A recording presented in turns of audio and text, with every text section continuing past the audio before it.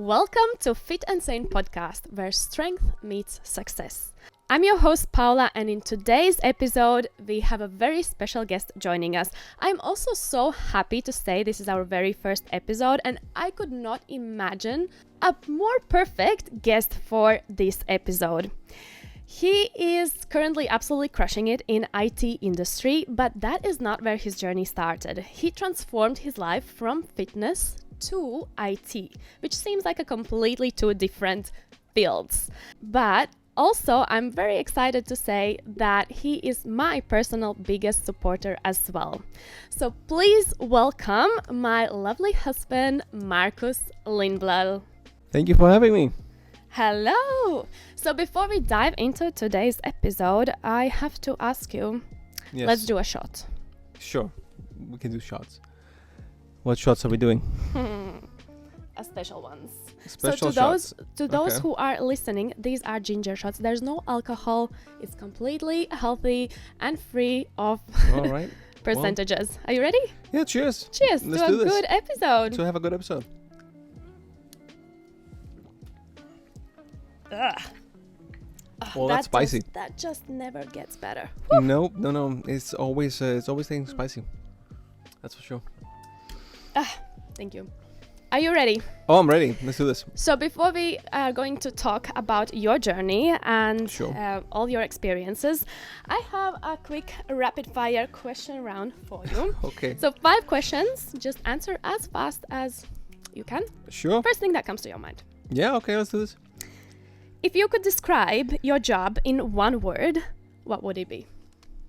Oh, in one word. Fun. Mm. Yeah. Code or gym? Oh, you took the two loves and split them apart like Sophie's Choice. Gym. If you could eat one food for the rest of your life, what would it be? One food for the rest of my pasta. Okay. Cardio or weights? Weights, hands down. Actually, hands on the weights, but yeah, let's go. What is one thing you would never compromise on? Quality food. Mm. Yeah, Yes. like a good meal. I think that that sets the tone for things. Yeah. So yeah, quality food. That's something that I can splurge a bit on rather than other things. That's important. Yeah. Yeah, I totally agree. Food is life Yeah. in all its True. meanings. So, Markus, please tell us a little bit more about you. Usually when people ask me, what do you do? I say, he's in IT. But I cannot really explain exactly what you do. So maybe for our listeners, you can tell a little bit more about what exactly do you do in your day-to-day life for people who don't really speak the tech language. Okay. So I'm currently working as an IT specialist. I'm working at Data. It's a company that takes animal waste, usually from animals that have deceased or that have died from sickness or other causes, and we recycle them and reuse the remains for renewable energy, like biofuel, for example. And as any company, they need to have a strong IT backbone, and as part of that team, I'm placed there as an IT specialist.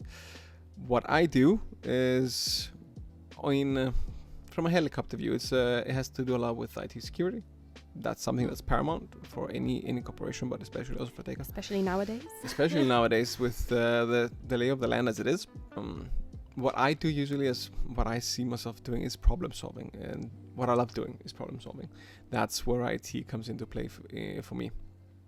You get a problem from the end user, from our colleagues down on the floor, on the production, on the factories, anybody in that sense, regardless of where they are, what they do.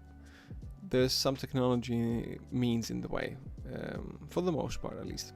And my job is to solve the problems, at least the ones that have to do with my field. We obviously have excellent, amazing colleagues all around that also handle their end, what they do, networking, IT support, anything and everything, applications of on-premises applications, on-premises meaning any sort of hardware that's physical on location for us that we handle that way. And I solve problems regardless of where it is. Some users can access some files. I solve those. If it's IT security and we have something that came up, let's say you have to secure a database, or we have to secure an app service or stuff like that. We do that. It sounds like a very broad subjects that you're actually involved in your day to day. Yeah. It's I think IT in general, unless you go to something really, really specific, you only do one thing. At least for specialists, can be very generic, and then you can narrow it down depending on the field, depending on the position, the needs in the company. But at least for my current position, it's a bit broader, as there's a need for that as well. And yeah, that's it's a bit broader for the time being, but it didn't always used to be. That I've done different things as well in the past. And in the past I used to work for a software company which delivered internet solutions for companies around the world in a global scale. And at that time, I was part of the IT support team. That's also a different job. That's also different sort of tasks that you take a look at. You have to deal with people as well in a different way than I do today. So depending on where you are in IT, you get to see different elements. I get to see different technologies today than I did back then. And that's also refreshing. That's also seems something like it's changing all the time, so staying up to date with that must be quite challenging. Oh, it's a pain in the ass. It's when you're any field will have its will make progress and will have changes all the time. But I think none of them have it as much as the IT industry does. Things change from almost moment to moment nowadays, but usually it's like day to day, month to month, what we call release to release, like new versions of different softwares, right? But staying up to date with everything, it's almost impossible. So you have to pick your battles. That's also why you have a team, right? We are a team at Deka, for example, and then we all have our areas of expertise and areas that we're responsible for, and that makes sort of the overall burden of making sure we're up to date with things a lot more manageable. You need the team. I don't think you can do IT alone. I don't think you can do anything alone in that sense. You need a good group of people around you. So you want to go far? You want to go far? You can't go alone. You have to have some people. You have to have some people around you. Yeah. So how did you get into IT in the first place? Because you started somewhere very different. Yeah. So a bit of a background. So it used to be that my father used to have a telecommunications company. That was back in Greece. That was a long time ago. But he had a telecommunications company, and my uncle had a computer sort of store at the time, and he was also a software developer at the time. But I got my influence from there, and that's also how I started studying IT. I started study information technology and applied applications. That was back in Greece, and then software engineering in Denmark. But I didn't really go into IT. I didn't really do that. So I went another way. I started in the gym industry. So I was how did that happen? Well, for anybody out there, it was like I was 23, guys. It's like having to figure everything out at 23. That's kind of, I think that's a lot to ask sometimes from some people. And at least I didn't have everything figured out by that point. I don't think anybody has. No, and the thing is, some people do. Some people know exactly what they want to do when they do it, and that's the thing they do the rest of their lives. That's awesome. But I was one thing that was for sure for me back then was I didn't want to sit behind a desk at 23. I wanted to do something more active, and I had also at that time it was confidence as well within the IT sector. When you get into there, once you're done with your studies, at least personally, I didn't feel like you're already well equipped to sort of go out there and do all the things that are sort of expected in that sense. So I took a different route and different calling, so to speak. So I went into the fitness industry, where I stayed there for 4 or 5 years almost. Initially as a personal trainer. Where I made my living there, helping other people achieve their fitness goals. That was always been like a passion as well. The training and not the training itself. The training itself came for other reasons later, but helping people. I think helping others. That was the thing that was also quite rewarding and motivating. Also being a personal trainer, helping other people achieve their goals through fitness. Mm. Because fitness helped me in that sense. So that was that's how I got there. Fitness helped me through some tough times. Back in my early 20s, and then I used that as a sort of fuel motivation and to get into the fitness industry professionally, and then started as a personal trainer. And then I was asked to run a gym out of the blue one day. Said yes, sure, why not? Let's do that. And it's not as easy as one might think. It was a lot of uphill battles back then, having to first of all prove to myself that I can do it, but also prove to the others that you take over for at the time. To sort of, yeah, because you're quite young. I guess. Yeah. But who knows what the hell you're doing at 23? And you're giving the keys to something so big and important that you really need to step up in a different sort of way. I didn't shy away from the challenge, but I was fortunate enough to have. There were people even there. I think everywhere I've been professionally. There's always been people there that you could count on, right? That you count on, and then they would help you out, when you need help. Was fortunate to have very good mentors in both the fitness industry and the IT industry. I've had amazing leaders, managers and bosses in that sense that have been great mentors that I've learned a lot from.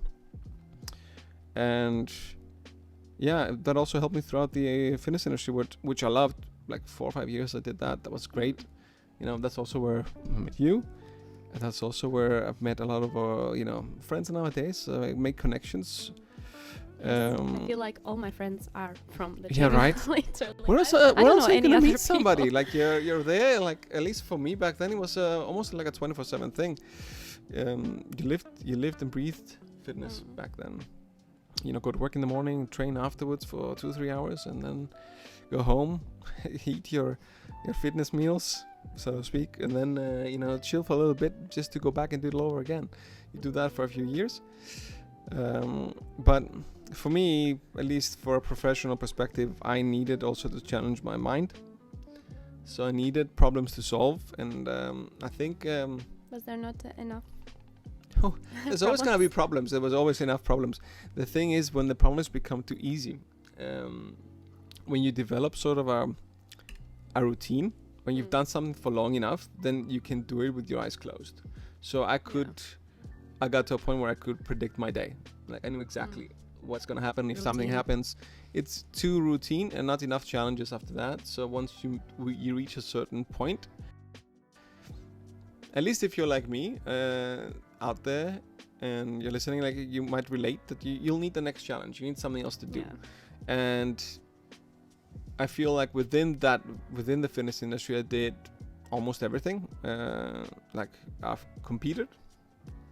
I've done the personal training in deal. Bodybuilding. WBFF, World Beauty, Fashion and Fitness, I believe it will stand for. And that was an eye-opener as well. That was what was the biggest lesson you took from that? Oh, there's so much steroids out there. Mostly that was the thing I took out of it. It's I think it's also something for maybe the younger audience that might watch this at some point, is to realize that a lot of their idols out there, let's be real, not all of them are natural. A lot of them probably are not. A lot of the high professionals are not.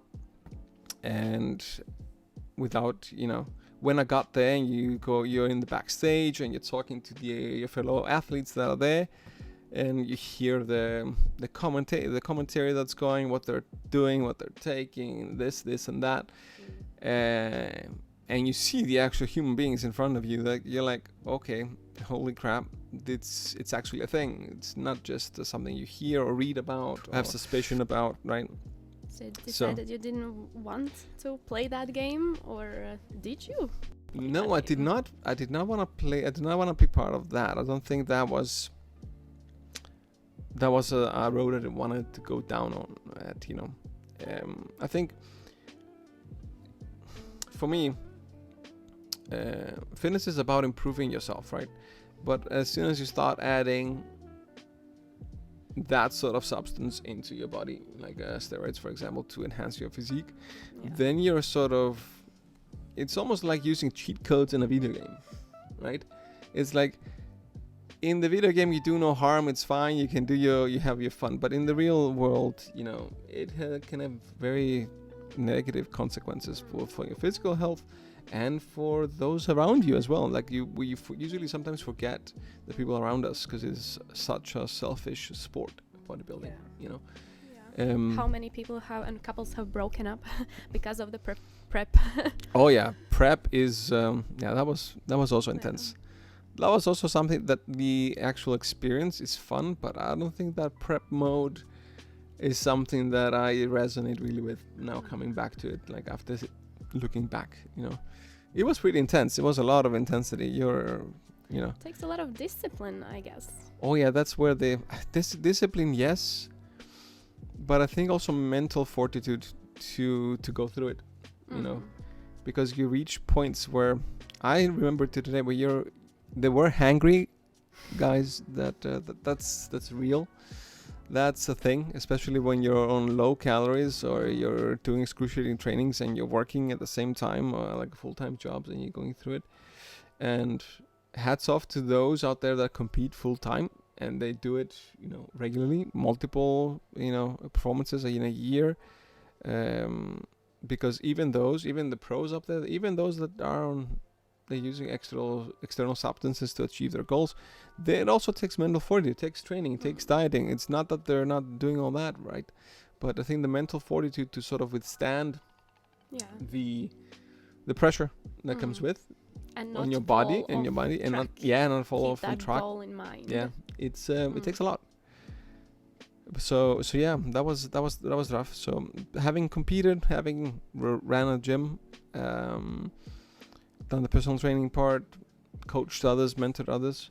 Do you feel building that discipline that took to achieve that goal has translated in any way in other areas of your life, or have you always been disciplined? I think it depends on who you ask. I think I've always been disciplined when it's something that I'm passionate about. I think discipline and passion go hand in hand. If you're not passionate about something, unless there's another sort of external factor urging you to ensure that you have to be disciplined, then it's hard to keep the discipline. Yeah. Like if somebody, for example, doesn't want to do something and you're making them do it, they're not going to stay on whatever that is. Such a strong why. Yeah. It's the same when people go through their fitness transformations. Like you have to have a reason why, otherwise it's just not gonna work. There's gonna be a really bad day, and it's gonna be so much easier to say, fuck it. Yeah. Oh yeah, for sure. But it's a thing that for what I take from the time in the fitness industry is that consistency is key, is the discipline, but not from the competing part, mostly from the training for myself. I'll try and transform my own physique over the years, from skinny kid to a lot bigger than that, and I think having gone through all the different training regimens, had a coach at some point, going through the competing part, meeting other people within the industry, other coaches, other trainers, taking all that, and that can translate into your everyday life as well. Like to today, staying healthy and going to the gym and training, that's still part of my day, but for a different reason nowadays. But I think those things that you built, they translate to other places as well. I can be disciplined in my job as well, maybe because of it, Yeah. So that is, I think I'm very, very thankful for that journey. Not looking to get back to it. No. But looking to keep the fitness aspect of it into my daily life for myself, for myself and the people around me. Yeah. You mentioned that now training is more for different reasons. What do you think changed for you? I think everybody will remember COVID, right? That was also the time where I got back to the IT industry, was 2019, where I officially got back into a full-time job there. And then that COVID was the hit. time you switched from I switched fitness? from fitness to IT in 2019. And that was also a challenge in itself, but I think for me, for the fitness reasons wise, if to add, just to answer that question, is that during COVID, I got very sedentary. Like, we couldn't go out as much. I got back into IT. That's also a sedentary job. You sit down a lot, and then then my lifestyle wasn't at the gym, so I had to go home. You have to make the choice to either stop at the gym, or go to the gym. And at least for, I would say, around a good year, around that time, it was very touch and go. It was very like, oh, you go and you hop off the train again. You go again for a while and you hop off the train again. But later on, I think getting to be sort of being healthy at my job, both physically, mentally, all of it together, that was the motivation that I needed to sort of keep moving. What do you feel like switched for you to look at it more from health perspective? Because it's not easy. Sometimes for people it takes years to come back from that sedentary COVID habits and routines to actually pushing yourself to go and get back into routine, and not only once but actually sticking to it. What do you feel like what was it for you that helped you kind of get out of it? I think it was a few reasons. One was that I feel like I didn't feel like myself when I wasn't training, so that was important to me. Like, as soon as I get to train and I work out, it helps me clear my mind, first of all, but it also physically, I didn't feel good in my own body in this sort of sense, because I trained for a reason back then, and even though I don't want to achieve sort of bodybuilding statuses up there. What was your reason back then? Oh, it was just to gain weight, so I wasn't so skinny at the time, and there was a lot of bullying with that and all that kind of stuff. So from just a very, very simple reason, just wanted to get bigger than what I was. I was a very skinny kid. I got a lot of shit about it, and being bullied about it, and being told that you can't get bigger. Sometimes you need to accept it, Right? Yeah, it's like that you have to accept your limits, that maybe that's how you are, that's how you look, that's how you should be, and just accept it and move on. But I didn't want that. I wanted more, and I found out through fitness that I could do it. Very hard journey. I learned a lot of, you tried every single diet that's out there, trying different things. So you kind of wanted to prove everybody wrong. Yeah, definitely didn't want to prove everybody wrong. But also, most important, I wanted to prove it to myself that it can be done. If you put your mind to something, it can be done. It just takes a lot of hard work, consistency, rinse and repeat. And strong why. Yeah, like train, eat, sleep, repeat. That mantra is for a reason. It works. It just needs, you need patience. You need to believe in it, and sometimes you might need guidance. You might need some help. But after that, like once I got back into the IT industry, it was mostly because I didn't feel like myself. I needed to feel back of being me. I need to train again for myself. And then, we got a dog, and then that little guy changed a lot, shook up a lot of things. Going for walks got a lot easier. Let's just say that there was a reason for walking now in a different sort of way, with more purpose, and having to stay healthy to also stay there and active for both Max and Hugh and everybody else around me. Like, for me, like I felt as soon as I got back into my exercise regime and eating a bit more healthy again. Not to say that I was eating unhealthy before, because I was managing my diet, but the thing is, I wasn't training as much. But once you make it sort of a priority, sort of you switch that mindset and you make training your priority again, then I started feeling better. And then it also translates in other things. It translates into how you feel in your day-to-day. It translates into your performance at your job. How good you are as a boyfriend, a spouse, as a how you play with the dog, everything. Was there like any point that you kind of realized that I need to make a change? Like, what was that turning point for you, I wonder? Because sometimes you can get really stuck in being in that routine. You kind of know you want to change, and you know that it is not good for you to stay the same, but actually, because it has to come from within. You cannot force anybody to make a change for their health and their lifestyle. It has to come from the person itself. But I wonder, what was that for you? Like, back then, at least, it was looking back at some of the pictures when I was in the fitness industry, how I used to look. Because I did a lot of Instagram back then, thinking that, you know, I always have the dream that you make it, you become like an influencer and so on. That was the thought back then. But that's not what I actually don't post anything nowadays. I'm actually staying away from social media altogether as much as possible. But looking back at the pictures that I used to take and looking at how I look today in the mirror and how I looked back then, I sort of got like, okay, what's going on? Why are we not?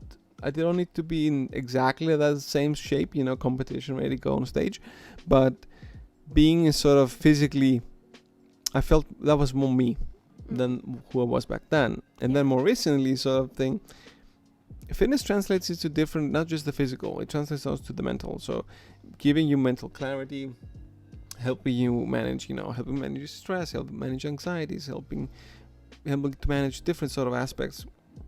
It's really strong, you know, and especially resistance training and intense training, because you could do an intense workout that's cardiovascular or aerobic or whatever you like, and that can also translate as well, like intense training, and that's also another reason why I do it. I do it for my mind. Like it's almost like finding a safe space where you get to, with every sort of sweat drop that drops from you, it's like you release a little bit of, you empty your mind.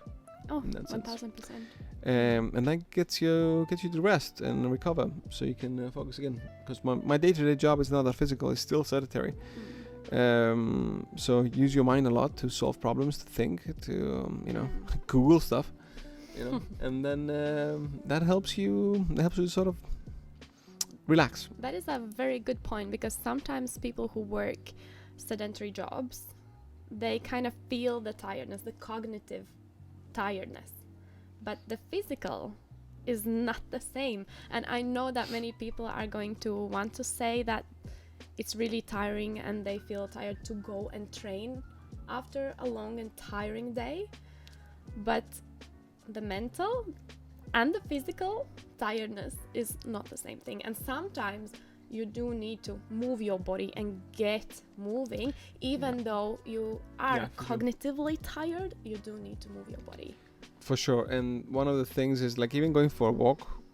Right now, for example, for me, I'm not the person that likes to go for a walk aimlessly. So if I don't have like a where to go, like point A to point B. Yeah, from point A to point B, then I don't care for walks. Having a dog helps a lot, because then you have a buddy, a companion that takes you for a walk. That's it. You gotta have to. You're forced to. Yes. 4 times a day, everybody. Yeah, you have to go for a walk, but you get to enjoy walks later. But even going for a walk, it helps a lot. Moving your body, being closer to nature, but also like going to the gym. Like even if it's sometimes for me, it can be 30 minutes. Yeah. It might not be an hour. Usually I'm in the hour sort of mark, but half an hour sometimes. Just take 2 exercises and give it all you've got right then and there, and then that's it. Walk out of the gym if that's what you have to do. Just do it. And other days, once you get to know your body, get to know yourself better. I'd like to believe that I know my physical body like very well, and I know how my mind is, and I know I can sense when I need to sort of take a break. Then I might take a day off, you know. Yeah. It's not that strict of a regimen. I just want to try to make sure that I go in 4 to 5 times a week to be in the gym, because I have the time. So not having the time is not really an excuse on a day-to-day life. At least for me. I respect others that do have like a lot more different sort of lifestyle and time restrictions and you know, everything that might come into play. But you can find a few minutes. Yeah. And you can find 10 minutes. You know, you can find 5 minutes. Just do something. Exactly. Sometimes people overestimate what they need to be healthy, or even to make a change. Like, guys, the progress you can make with a 20-minute workout is going to be immensely bigger than if you don't do anything at all. Yeah. 20 minutes alone can make a massive change. Yeah, it's for sure. Like just a little bit, and little bit is better than nothing. You know, just a little bit is better than nothing. So just start. And if you're somebody out there then, you know, that doesn't have the time, start with just 5 minutes and see. Can you find 5 minutes? Can you find the 5 minutes, you know, while you're making your morning coffee? Do 5 push-ups, you know, something like that. Just do something that can help. That'll be good. And if you need, for example, we tend not to invest a lot in our health. It can be expensive in the day to day, depending where you are, where you're listening from. It can be time consuming. It can be hard and too much information out there to figure out, what do I do? Where do I start? What should I eat? What should I train? How much should I train? Where do I go train? Yeah. You know, it's a lot to worry about in our busy lives. Yeah. So for me, if you're one of those people, and you know, if you're like me, then you're like the person that, okay, I need to call the guy or the girl to get, you know, to get some help, get the personal trainer, get the, you know, whatever it is, dietitian, whatever it is, but reach out for help, and there's always going to be someone there to help you. But for the most part, I would say, yeah, make sure you at least know where you get your sources from. But because you can find a lot of stuff online, but go to a registered professional. You know, find somebody that knows what they're doing, and you have an example, and you know what they're doing is legit, and get some help. So it sounds like you are very passionate about this topic, fitness and training. So why the switch to IT? What was that drawn you to IT industry? Because I needed problems to solve, you know, and I think IT has many, and it was a huge change for me as well. Not building my confidence to be good at what I do in IT, but having transitioned there and starting my first job in IT support there, and figuring out that I can do this, you know, and again, having awesome colleagues around me, great mentors around me. Was it scary?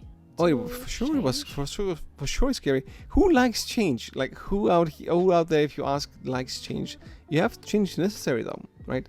You need change, and even though it's scary, sometimes it can lead to good things. Gotta take a leap of faith, everybody. Yeah. So I took a leap of faith. I quit my job at the gym, and I took a job in IT.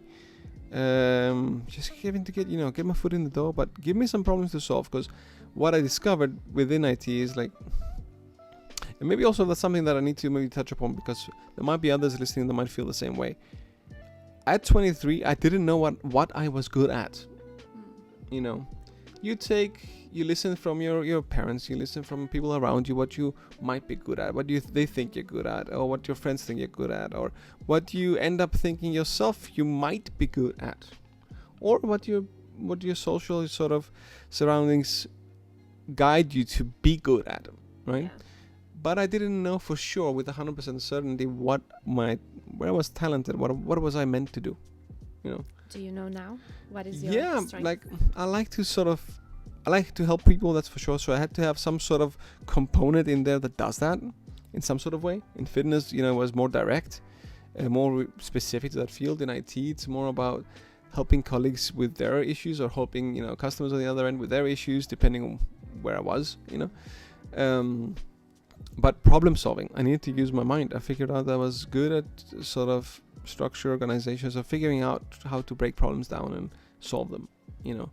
And that's why I wanted to go back into IT. And to be honest, it's a different sort of industry. It's a different sort of it was a different ambition, like, to go and do something more, because I felt I did everything I could in the fitness industry, but it wasn't giving me enough. So I had to go, you know, also for the financial, go somewhere else, do something else, you know.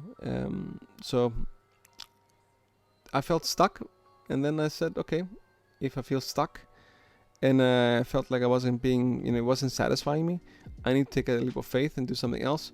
What can I do? And I had studied IT, I had touched upon IT before.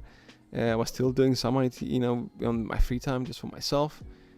But then I thought, okay, let's take a leap of faith and take a chance and see where it goes. And if it doesn't, you can always do something else.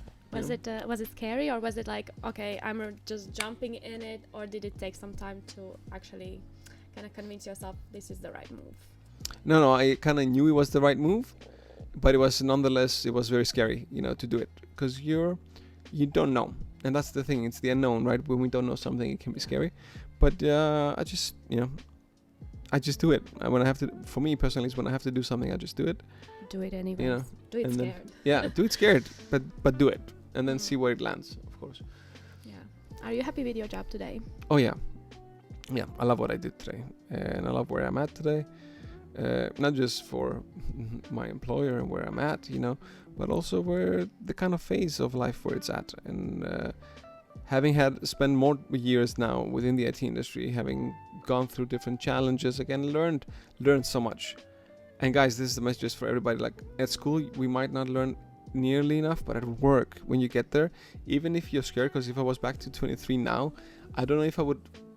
I think everything happens for a reason, in the sense that I wouldn't go back and change the past, because I like where I'm at now, guys. So you don't go messing with that, right? But if I had known at 23 maybe that once you go into a work environment, they're going to take care of you, they're going to teach you, you're going to learn a lot more stuff. In that sense, they don't expect you to know everything from the beginning, because there was a lot of expectation, at 23. Oh, they expect you to know how to do all this stuff, right? How to do, And also the expectation you put on yourself, yeah, because you want to be perfect. Right? So all these things together, I would have maybe made a different choice. But so my message here for you guys is that also not unsure once you finish college or studies or want to start your own business or whatever it is you're doing, just do it. You'll figure it out as you go along, and then you're probably going to get a lot more help than you think. And if you don't, just reach out to people around you, get some help. But I learned so much during my time working in the industry that I feel so much more confident in what I do today. But even today, I'm still learning a lot, and I realize how much I don't know, and how much I need to know, and how much I need to learn. But that, I think it's a really good trait, because if you get stuck into thinking that you know everything, that's where you are going down. Oh yeah, for sure. I don't believe that you can progress and you can achieve big things in whatever you're doing if you are not willing to open your mind that you don't maybe know everything, and maybe there is more to learn out there, and you want to push yourself to actually get to know more. Yeah. Oh yeah, that's for sure. And if you know everything, then what's the point? That means you're missing something. If you're the smarter person in the room, or you think you know everything in your field, then you need a different room or a different field, because what you need to keep learning if you can. I think learning is very important. But again, in my field, it's very, very wide. There's so much, so it's impossible for one person to know everything. But with that in mind, as you said before, pick your battles, right? Pick your battles. Pick your battles, yes. Yeah. So to this day in your work, fitness is kind of on the background, but it's still a really big part of your life. Do you feel, is it affecting your work performance in any way? Do you feel like it's helping you at work to be better at what you do? Not just when I'm, like I said before, when I clear my mind, after work, getting good workout in, you clear your mind, you feel more refreshed the next day for what comes ahead. When you're physically also feeling good, when regardless of where it is, when you feel good physically, that's also going to translate in how you feel during the day, and of course when you feel, it gives you confidence as well, like not just looking good in the mirror, like even for somebody, let's say, that's skinny, gains weight, they feel good. Somebody that's overweight or wants to lose some weight and they lose just a little bit, that gives some confidence, things are happening. Absolutely. Or just being able to play with your kids that are running around and being able to catch up, or going for runs with your dog, or going runs for yourself, whatever picking up whatever 20 that is. kilo groceries in a store, and asking nobody for help. Yeah. That's empowerment. Like every day translates to everything. Like you don't want to be in a position where your body's in the way of living your life and performing in whatever you feel is important to you, right? So for sure, 1000% fitness and good physical health and mental health is important, is a critical thing for my day-to-day. So IT is actually a field that is not to be known as the most fittest people. What would be your advice to someone who is kind of starting in a field and really want to achieve a great career in IT, but doesn't really take care of their health enough? What would be your advice or sort of encouragement of them to consider it? I think for me, it goes back to an old Greek saying, which is nous iis and soma dei, which means that a healthy mind can only exist within a healthy body, if you sort of take it loose translation, right? Yes. But that was Hippocrates, right? But that means that if you're in IT, at least your job would be a lot of cognitive, right? So if you want to have a healthy mind and do that, in a top performance, then having a healthy body as well also will assist you on that. But I think also likewise, if you have physical exercise, if you have a physical job, then you should also, make sure your mind is also clear in the same thing. So that could be if your mental health is out of balance or anything like that, then take care of that, because mind and body go hand in hand. So whichever job you are, do that. But if it's specific for IT, I think first off, don't be scared. You can't know everything. Just go ahead and look things up that you don't know. Ask your colleagues for help. I'm more of the sort of, if you really don't know something, look it up first yourself. See if you can figure it out yourself. If not, ask for help. But find time for yourself. Find time for your body, because you should think about it. It's me time. When you train, when you meditate, when you whatever it is that you do, think about it as me time, taking care of myself. Yes. Your health is your responsibility, guys. Yeah. No one else in this world is going to take care of it. Nobody is going to come and fix it. It's your responsibility. You have to take care of your body. No, and I think if you have to fix it, then it's like something's gone wrong. Yeah. And then sometimes, unfortunately, it can be too late, or it could have other effects. Again, not to judge people that might have some other condition or anything that might prevent you from doing so, but take care of your body so you don't have to sort of go down the road of fixing it. Yes. Thank you so much, Markus, for joining this conversation today. It was my pleasure. We'd love to have you on in our first episode. Yeah, and it was lovely to be here. I'm honored to be part of the first episode here in the Fit and Sane podcast. So looking forward to see what you guys cook up. Yes. Yeah. Thank you so much, everybody, for joining our very first episode. If you did find it interesting and you find something useful in this conversation today, please do subscribe to the podcast, and share the episode with someone you find that might find it useful. Thank you so much, and see you in the next one.